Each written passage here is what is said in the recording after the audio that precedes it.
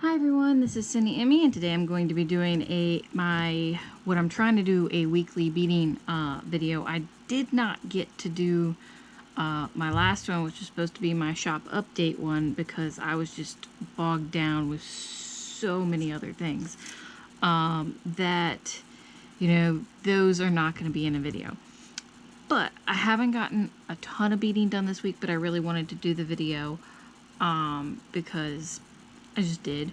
I injured my hand, which is one of the reasons I didn't do the last video, photographing and beading all my stuff the week before last for my shop update, and I literally couldn't pick up a camera. It hurt so bad that I didn't get all the pictures for my shop update done in time.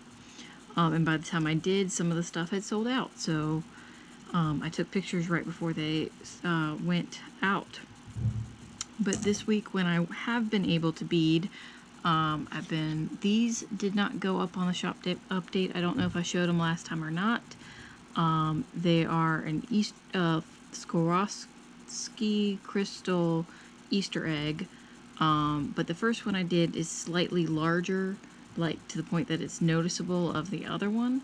And I don't have enough beads to make another one to see which one these would match. So I held these off from the last shop update until I get more beads. I have made some badgers, and I'm trying a new method on my earrings and charms of just putting a jump ring straight through the Delica beads.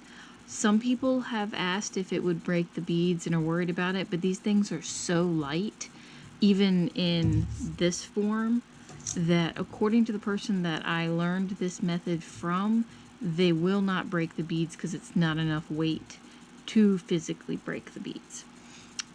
So yeah, I've been trying this method, and this earring back is actually for me because it's one of the ones I've kind of damaged by trying different things with it to see how it would work. And yeah, it has, I'm gonna zoom in. Alright, there's only so far I can zoom in without distorting the image. So yeah, this is a little badger. It goes along with my other badger that is already up in the shop. And so yeah, that's really cute. And then I have been working on a bunch of duckies. These came out a little bit bigger than I thought they were going to be, but I just find them so adorably cute that, I just keep making them. Alright, these have been up on my Instagram a lot, but I redid my native, one of my native inspired patterns with my new method of doing the fringe, and I absolutely love them. I love the way they flow better than they did before. They're just so light and airy, and they line up so beautifully. And I also, for comparison, did another type of native inspired earring in regular seed beads, and I like them both. They both have pros and cons. One of the big cons for this one is that Delica beads, because they're square, they tend to crinkle up no matter how much air you, or not air, but like space you give for the fringe, because there has to be a little bit of space up here so that they have movement and flow to them. The con for these is that even though these, like as you could see when I was doing something right there, this one has a ton of air in it, or space, but these ones don't like to lay flat. These always lay flat. They just crinkle up. These always kind of look nice, but they will, like, depending on how long you let them sit or something, they will like start going like this and stuff. Like you didn't even move it into that spot, but they'll do that. So I have to keep them hanging at all times, or they will, you know, do that. I'm using some methods to get them not to do that. So these are actually laying flatter than another set of these that I made. But I like both for different reasons. I really like these, but again, that thing is annoying me.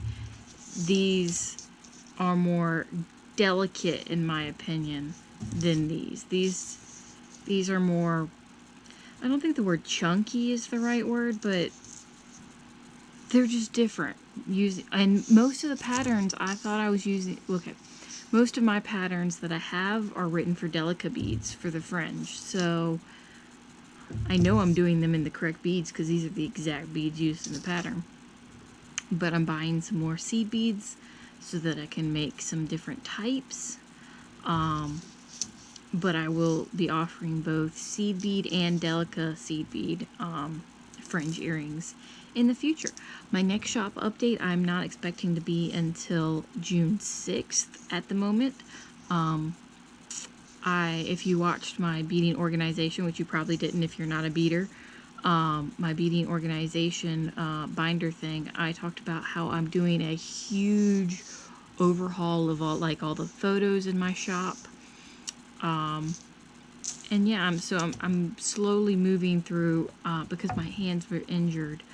I haven't been able to bead a ton, so I'm slowly going through all of the things I have in my shop and remaking the ones that need to be remade, and like getting a full amount of them for both my Amazon shop and my Etsy shop, and retaking those photos and adding them back up, and then doing earring sets for some of the charms. Oh yeah, also another thing I found, that for some reason with the fringe I have, let's see, is it anywhere near me?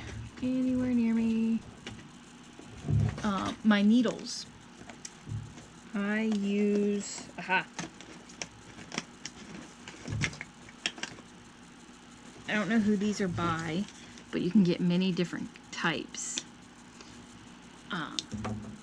It's attached to a string because I'm beading something. But these, I don't know if you can see, let's see if I can get it to show up on camera. It's like two really thin needles that are separated. And they're really easy to thread and they work wonderfully. But for some reason with the fringe, which I wouldn't think it would be the fringe earrings that would cause it, because you would think that going in and out of things like the badgers and the ducks would cause these to bend, which they do. I think you can kind of see this one's getting a slight bend. I don't know if I can get this in the camera. Probably it's not going to show up. You can see a slight bend on the tip. And usually I don't get that when I'm doing my stitch markers until I've done like maybe 100, maybe 150, 200, somewhere, and it's like in the hundreds. Whereas this is the third one I've gone through in the past week and a half. So I decided, after talking to a friend of mine who apparently has a similar problem, to get these very expensive tulip beading needles. And so this week I am going to be trying these out. So this is I think the second smallest beading one, the size 13, were like for two. You only get two in these. Was like $25 on Amazon, and I wasn't gonna pay that for two needles. So yeah, I'm gonna try these out and see if they work better with the fringe earrings and don't bend as fast. So yeah, so that's just what I've been working on, my thought processes and stuff. I really want to get, they roll everywhere. I really want to get these, the patterns figured out and get the sizing right. I think my family likes this size better, but I like this size, but more, not as big, like, and by that I mean not as much space. Like you can see strings, it's not focusing, but you can see strings and stuff in this one, and you can't see strings in this one. So I would like it to be more like this with not being able to see the strings, but a little bit bigger than this one. Maybe not as big as this one, but I like it to be more, I don't know, just, I would like an in-between of these two. So I'm going to have to try and make another one once I get the more beads. These beads are a lot more expensive than I had wanted to pay. So yeah, it's going to take a little while before I can save up for those. But yeah, so that's what I've been doing this week and my thought processes, and I will see you next week for another weekly beading video. Have a wonderful week, and God bless.